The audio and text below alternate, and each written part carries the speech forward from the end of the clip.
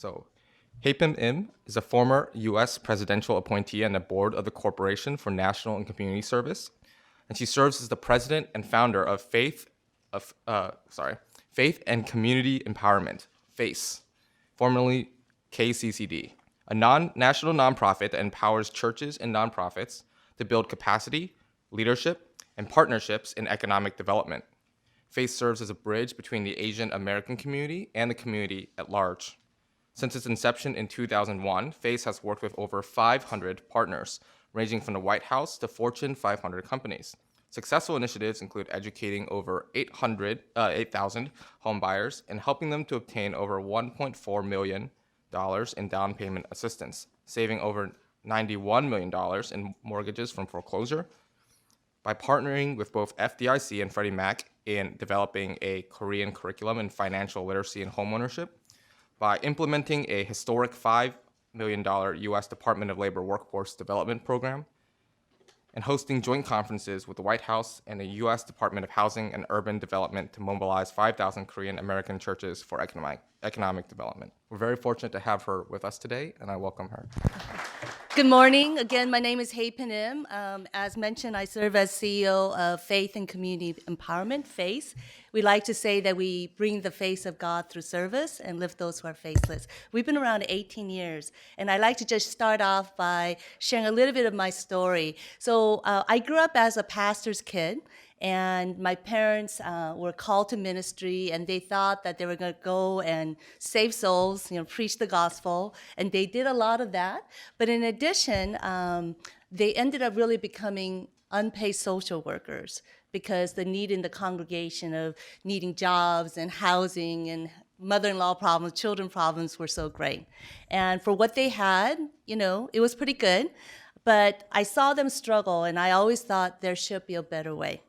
And another piece was that whenever I would hear in the news about Christians, usually it was always something negative. And it would pain me each time that God would be dishonored and that Christians had a bad name.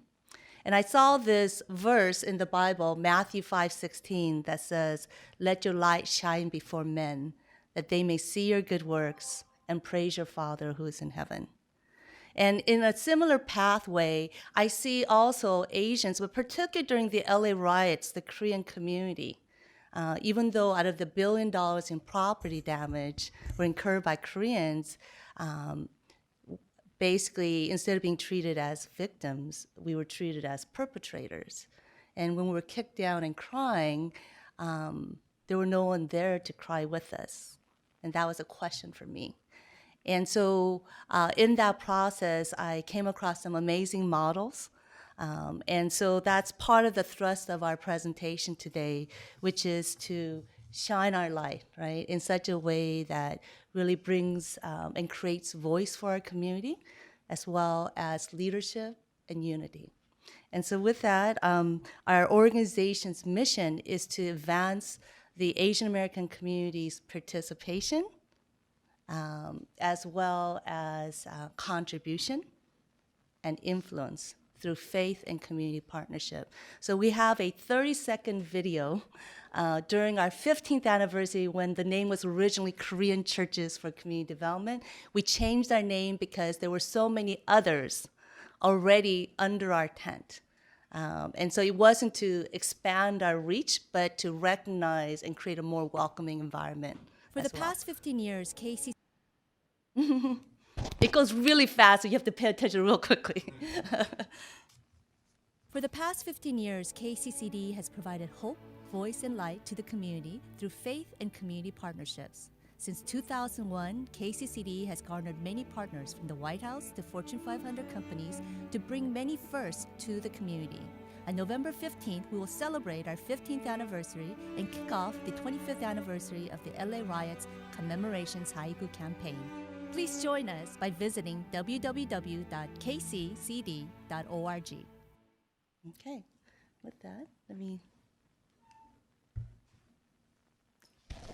oh yeah. So This as video mentioned, was this made is possible by CuriosityStream. Watch over 2,000 documentaries for free for 30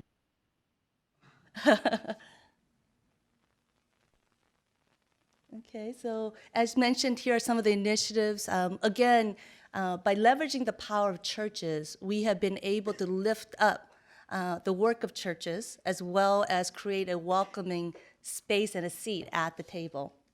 And I'll be able to share that we've had over 700 partners. And I want to just emphasize that the thrust of our organization has been to make friends, right? Not when you need them, but way before, so that when you do need them, you can call upon them. And so you'll see that from White House to Fortune 500 companies, and we're not a big house, but we've been able to leverage those type of relationships. And part of the thing that I learned was that as Asian Americans, the model minority myth really robs our community of relationships, opportunities, and investments. And part of that is because others keep labeling us as who we are, and as Asian Americans, because we're not on the PowerPoints, we're not on the talking points, we're not on the panel, and many times, majority of the times, we're not in the room. And so for all that, a lot of times, if and when we're in the room, we don't think any of the issues are relevant to our community, and so we remain silent, and there isn't any kind of platform because of the lack of investments. Again, I'm very thankful to Princeton, to the leadership here, as well as to President Barnes, that he actually said, I'm going to invest here. Because we wouldn't have this kind of conversation, we won't be able to see each other as well. So I already mentioned about that. So as I said, I always thought there should be a better way. And when I grew up, I came across this African-American church, FirstAME of Los Angeles. And they were doing the very same work that my parents were doing. I know that you can't read the financials, but trust me. Basically, they have several affiliated nonprofit organizations with the church, and they're offering, because of the affiliated nonprofit, the church offering was $3 million, but they brought in an additional $12 million by being able to partner with corporations, governments, and other entities. And as you can tell, even for a prayer breakfast, the cheapest meal of the day, the kind of funding from major corporations, $100,000, $50,000, and they were using that to run, again, the various initiatives, including several housing, affordable housing, senior housing, venture capital, and so forth. And basically, because of this model, they were able to pay their workers, right? And then they were also able to really increase their impact. I know that for many Korean churches, again, my baseline is Korean, a reference point, but whether it's Asian, Korean, they're all into homeless feeding, which is like one of the simplest ways of service. And they would feed 600 families with 2 weeks grocery supply every month. But they had everything else.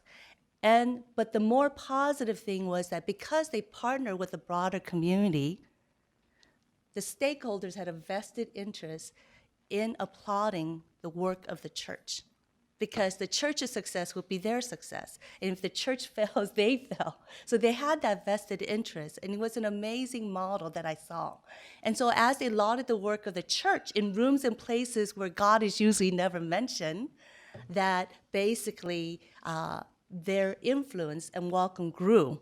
And so they were brought to the table, decision-making table. And the thing is that for many Christians, what happens is that we're so busy fixing the problem after the decision that created the problem was made, and we abdicate those decision-making table and rooms, right? And so again, I really want to encourage, this was the model that I saw, and particularly again, after the LA riots, I said, I saw Asian Americans, not just Koreans, again, being treated and labeled as the enemy, as evil, and a community that needed no investment, a community that's to be resented. And so in that way, I thought, gosh, this is such a win-win-win model, right? You get paid, you grow influence, God gets honored. I mean, what a model. And I decided that I would like to bring this to the Korean community, but it was a passing thought. But God had intentions. And the U.S. Department of Housing and Urban Development decided to invest in the Korean community. We partnered together. They asked me, and it was the first faith-based economic development conference.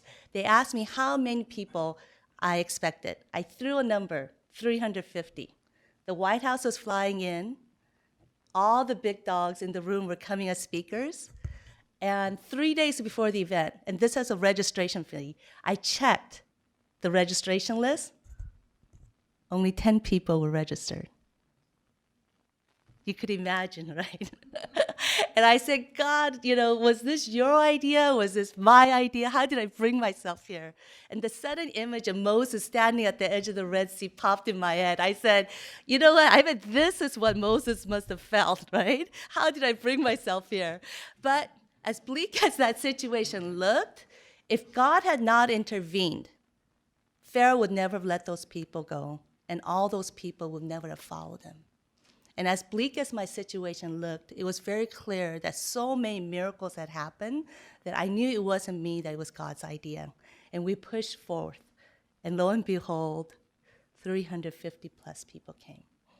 And I have to say, I always thought God was a little petty for wanting to grab all the credit because, okay, I'm sorry. The story of Gideon, gave me some hope because God delivers. I was taught in Sunday school, God delivers at the last minute because he wants all the glory, right? But anyway, so I always thought God was a little petty. But that morning, when 350 people showed up, and I knew it wasn't me, but it was God, right? It gave me tremendous boldness that because it was God, that if God is for me, who can be against me? And it has taken me to lots of rooms and places where in my own strength, I will never be able to walk through those doors. But because I knew it was God, amazing things have happened to this day. So let's go on. And so we did a local conference. It led us to the national conference because even in spite of all that success, there was no line for Asians to stand in because of the model minority myth. And so we knew we had to go to Washington, D.C., and this also happened in the middle of 9/11, where all the speakers pulled out and et cetera, but we had ultimately God delivered, and we were able to get ourselves on the local and the national map as well. And subsequently, we've had over 10 national summits with White House speakers, funders, everyone else, as well as local conferences, again, to equip our leaders. And as mentioned, we won this $5 million grant in our 5th year to help at-risk and adjudicated youth. People don't associate adjudicatedness with our community, but we'll show some additional data, and there's a lot more to this story. As well as a housing program where we help the family with over $160,000 in down payment assistance to help them get into a home. And we've won some national awards. I felt like we were, I was at the Academy Awards. But I want to highlight, I've been in meetings, rarely where Asians participate, but this was a bank that was showing how much funding that they gave to different community groups. Out of all those groups, there was only 2 that were Asian. And in California, this is in California, Asians represent twice the population of the African American community, but we were getting 1/2, which means we're getting 1/4 a share when there are 38 Asian languages in California. And again, as mentioned, who stands at the gap when there's a problem in the community? It's not the business community because they have to make money. It's not professionals because they have to work for their employees. It's usually the nonprofit community. And if we could also mobilize the faith community, as in other communities, we could be such a powerful voice. But again, it takes money. Just like with President Barnes and David and Isaac and the whole team investing time and money that we could see each other, right? Because even for me coming here, I'm seeing other leaders in the Asian American community that I'm going to invite in the future. But where do we get that platform? We rarely, and I always bring up the example of Susan Boyle with America's Got Talent. She had this amazing gift and talent before she ever got on that show. But as soon as she walked on that stage, people were rolling their eyes and dismissing her. But as soon as she opened her mouth, her gift of voice, that moment was a transformational, defining moment in how she was able to bless the world and how she in turn became blessed. And for the Asian American community, the faith community, a lot of times we don't have that platform. And so we get dismissed immediately. People are rolling their eyes incorrectly, right? And so we get left out, we miss out, but the world gets to also miss out. And so over and over again, we've been able to shine our light in such a way that we build bridges, right, that brings unity, solidarity, and at the same time increases welcome and interest and excitement. So I just want to share, again, there's this model minority myth that we are doing so great. But you'll see, especially again from the Korean community, but again, when you disaggregate data, that Koreans have one of the lowest median income with Latino, Black, and Native Americans. You know what? It's not just the Caucasians, Black, and Native, others that get surprised. It's Koreans that get shocked too, right? They're going, no, and they start second-guessing the data, but this is US Census, right? The language barriers, Korean, Vietnamese, Chinese. So we get left out if there's any kind of a universal outreach approach, we get left out. And again, you'll see local national data that's consistent with all the other communities as well. And in LA County, in terms of assets and median household, again, lower than a lot of other communities, right? And then discrimination in the home buying process, in the rental process. And in LA County, Koreans had the lowest homeownership rate of any group, even Latino, Black as well. How many of you knew that? I just want to know before this conference. Okay, the 2-3 that I spoke to before, right? And the thing is that you guys are leaders. You guys are the voice for our community as faith leaders, as leaders, period. But if you're in a room and people are talking about homeownership or discrimination, would you be speaking about our community if you don't know? No one is convening us and highlighting these points, and I'm going to continue. So how did FirstAME get that power and influence? You know what? One important piece is the political process, elected officials, getting the attention of elected officials, because ultimately they make the rules. Those who are legal and illegal, it could change overnight. And all those people that are being deported right now is because whoever is in policy, right, changing the rules and laws. So elected officials, what are their priorities? You know what? They want to get reelected. And what do they need? Large gatherings, financial resource, community partners, a good cause. Vote for me and, I'll do this for you, right? As well as media exposure. Well, FirstAME Church did all of that. They did all the good works. They had the large numbers. And the media, whenever the elected officials come, they would line up their kids and employees. They would kiss the babies. The media would show up. So elected officials love giving money to FirstAME. And I thought, you know what? Korean churches have those numbers. Maybe we could do the same thing, right? And this is interesting. When we first started off, we had no money, no staff, no nothing. And you know what? Right now, K-pop, K-wave is very popular and sexy, but back then, whether it's church or Korean, very unsexy, right? And so really, whenever I come into the room, it's like, how can I help you, right? But when I would show these numbers of mega churches, a congregation from 1,000, right, to over 4,000. Right now, some of those numbers are 8,000, offering from $1 million to $6.9 million. Now it's like some churches is $15 million each.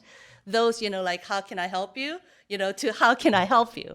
And things have shifted. And it's just like that Susan Boyle moment in which you're able to shine your light in such a way that they see you and recognize you and want to be your friend. And that's what we've experienced over and over again. And I don't want to say just Korean American churches, but there are other groups in the Asian American community where churches have presence and number as well.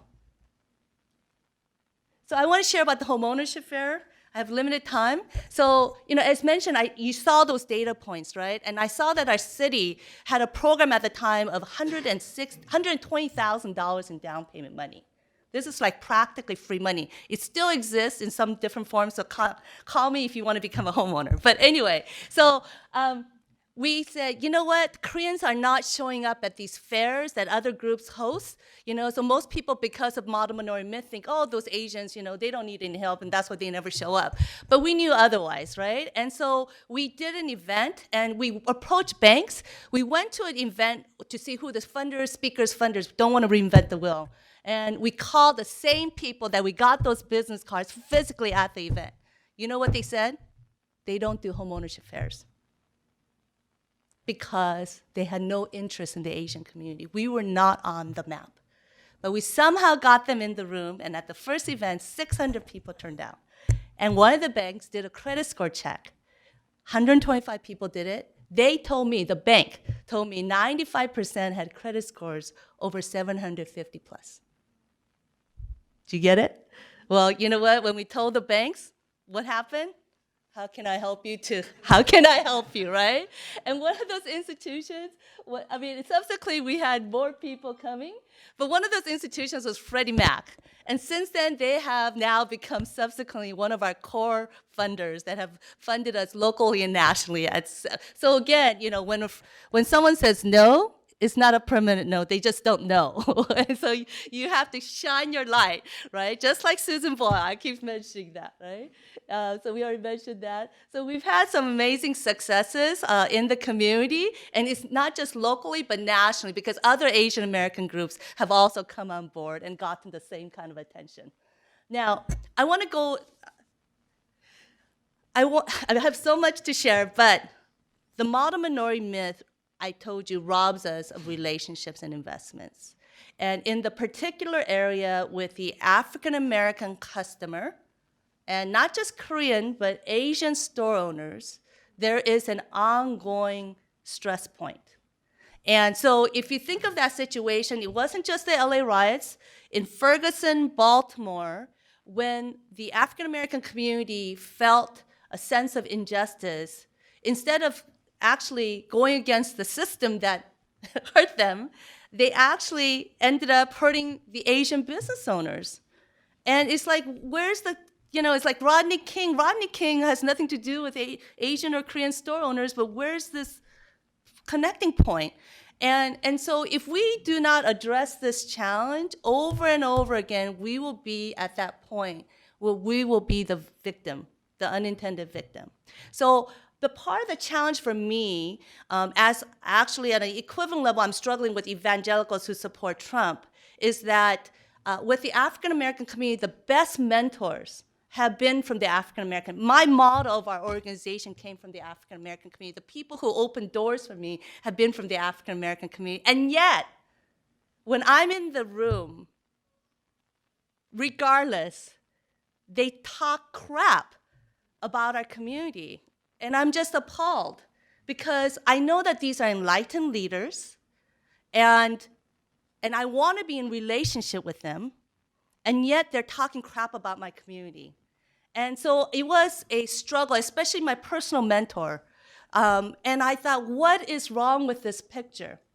And I came to the realization that, there is a myth that keeps being perpetuated in the African American community about Asians, but particularly Korean and Asian business owners, liquor store owners. And again, the word liquor, I think, is politicized. It's a local convenience store. And what happened was that I saw that they perpetuate this myth that put these store owners in the category of evil. And if you do evil against evil, you're actually fighting on the side of justice, right? I mean, I don't usually I try not to talk crap about other people, but you know what? There is one person that I actually do, and that is President Trump. Because I have put him in the category of evil, so when I speak about the evil things that he does, I feel like I'm doing something good, right? I feel like I'm fighting on the side of justice, right? So in the same way, that's what I realized, that these myths, that these Asian store owners get special government loans that are only available to Asian store owners and not to the Black community. And so these Asian store owners have stolen the business opportunity from the Black community. So they really owe something back to them, right? And that they target these communities, their communities, to rip them off and sell bad stuff, right? And also they're making tons of money off their backs, right? What else is there? And that they're outsiders, as well as that they're rude, racist, blah, blah, blah. You know what? My husband family owned a liquor store. He told me that it takes normally 2 people, 2 shifts to run. But because they were over-leveraged and under-resourced, the father had to take 2 shifts, and that's why he worked those 16 hours. And he was recruited.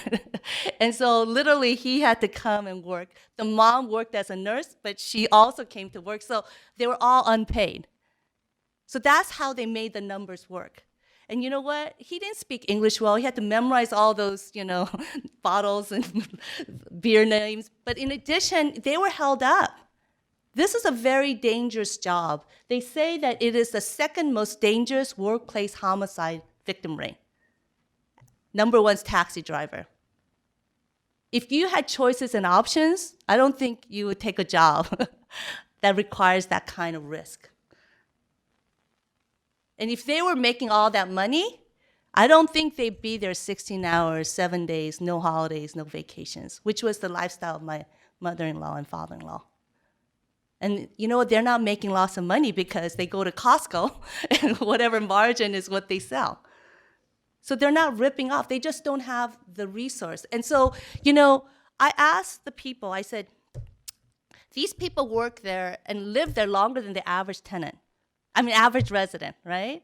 They have more to gain in the advancement of the local community than anyone else. Really, if the local community advances, you know what? They have better paying customers. They're not robbed, right? They make more money. It's a safer environment, all those kind of things. Their business value increases. But they are never invited to the decision-making table. And they're never treated as a stakeholder in which they say, what do they need? They always ask and demand, to hire from the local. You know what? I have a solution. We have a transitional subsidized employment program in which the government pays people's salaries to get trained for jobs. Why don't you do that, right? If you look upon these business owners as stakeholders, as assets, because no one else is coming in, but these store owners are. But they have needs too, right? And then put these job trainees, the salary gets paid by the government, the individual from the local community gets trained, also better customer service, because maybe there's better English-speaking staff. You know what? The owner, he has extra help. And maybe there's some community relations, race-building opportunity, because now someone from the community understands what it's like being on the other side. That's a better win-win approach. If you tell someone to jump and they don't do it, you're not going to be happy. But if you find out that they're in a wheelchair, something shifts a little, right?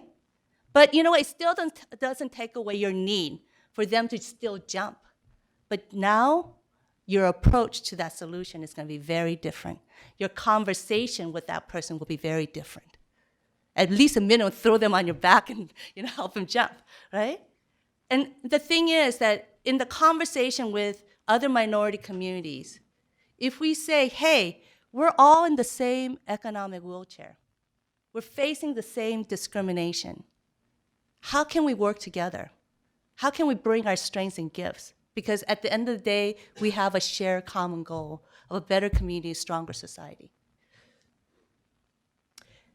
I do want to add here, education, education, education, right? Yesterday we talked about education. Asian parents will do anything to help our children. And so if you'll look, bachelor's, master's, PhD, we shoot through the roof compared to any other group in terms of education attainment. You think that it would translate into success in the world. Well, you know what? This study shows who will have the probability of being promoted to management. In the private sector, which is blue, Asians at 55%, African Americans 65%, Latinos 74%, and Caucasians 111%. You think at universities and governments, because of more regulation, that there'll be less discrimination? For everyone else, Latino and Black actually does. But for Asians, actually, it goes lower to 30 and 40%. So if you define discrimination based on return on investment, I would say Asians get screwed. So again, how do we define discrimination? Criminal justice system, you know what? Youth delinquency, you know what? I want to go first here. Asian Latino youth, they should be tried in juvenile courts. But Asians and Latinos have the highest rate of being tried in adult courts. And once tried, Blacks and Asians have the highest conviction rate. Where is the color of justice here? And around the foreclosure crisis, what little wealth that we had, all got taken away. We had the highest drop. So where do we go from here? I have a lot of war stories to tell, but I have to conclude. So, as mentioned, we've had over 700 partners, from White House to Fortune 500, but also various ethnic communities. And it is partly because we learned what our God-given light was. We were able to find those places where we could shine our light. Just like Susan Boyle, she was given that platform, and when she shined her light, there was that change in that room, change of energy. And I just want to plant a seed today that really the Asian American community, we have our God-given light, especially as the faith community. And we have amazing power that we don't use, that we could use. And how do we do that? Find out this afternoon. I want to conclude, because I'm doing a workshop on the mechanics, right? But I realized that as we were doing this work for 18 years, I would have these incremental moments of success where I would meet a pastor, and he says that he did his PhD dissertation on community service. So I get really excited, like, the Asian pastor that finally gets it, right? Or we would have these really moments of great success. I told you there's many battles and wars that we've won, with pastors, mobilizing with me. And so, I'm thinking, yay, they experienced it, they see it. So the next time I call, it will feel like I was starting from ground zero. And I said, what's wrong with this picture? God, what am I doing that is wrong?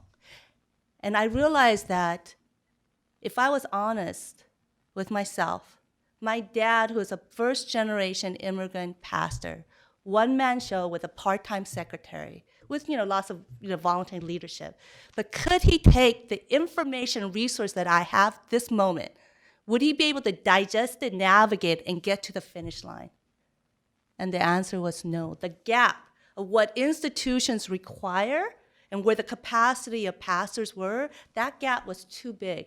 And so instead of just being resentful that they're not engaging, I said, you know what, how could I lay the stepping stones? And what I came to realize is that most churches, they don't have the infrastructure for church and community engagement or church and community partnership. Maybe they may have a local mission community, but for the most part, they don't have the know-how, they don't have the skills, tools, the relationships, or the mindset. And so with that, we instituted something called the C2 Leadership Institute. And we have a handout, and we came out with something called the Black Belt Nonprofit Assessment. It's a roadmap, right, of how and where you need to go. And the C2 Leadership Institute is a 9-month boot camp.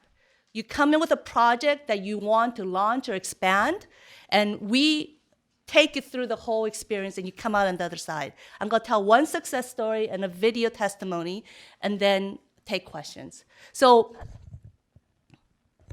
one individual, she was a child human trafficking victim. And so her project was a children's career day. And, because she was robbed of her opportunity to dream for her future, she wanted to instill that to children. And so with that, we gave her a sexy name, Children's Initiative, gave her business card, all those kind of stuff. We taught her how to do the 1-minute pitch, helped her develop her collateral. And basically, she was able to, and we teach them how to partner and leverage resources. So she got a university to host the facility. She got the fire department to bring their gears to put on the children. She got fantastic Sam to curl the hair, right, for the kids. She got the library to give out books to every kid that came, and a lot of other things, right? But there was a guy named owner of Boo's Philly cheesesteak, supposedly like the most tastiest, best Philly cheesesteak in the country. And he came as a speaker, and she was able to pitch to him and convinced him to donate sandwiches. And he hand delivered from from LA to Fulton, which is like an hour drive. He's a busy guy, but he did it, right? And he asked me, how long has she been around? She'd been around less than 8 weeks. This program, as mentioned, when you come out on the other side, you'll be equipped with those tools. So I really want to encourage you. So with that, I'm going to go to the next, the video. So Alicia, she was a high school. So this program is for high school to adults, and this is a testimony from a high school student.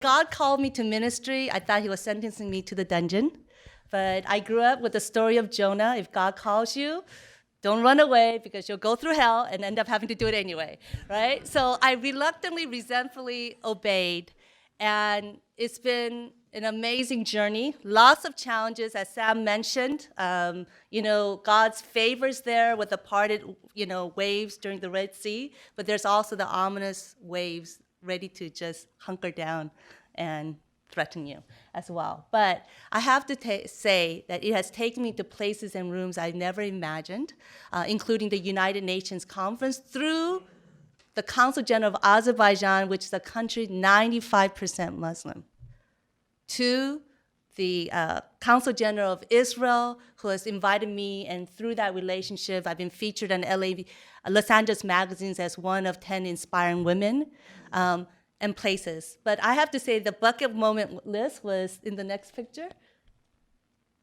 in being in the Oval Office with President Obama as one of 8 faith leaders, only Asian, only female. And so again, I feel like I'm a living testament to when we shine our God-given light, that we'll be in places and rooms that we never imagined.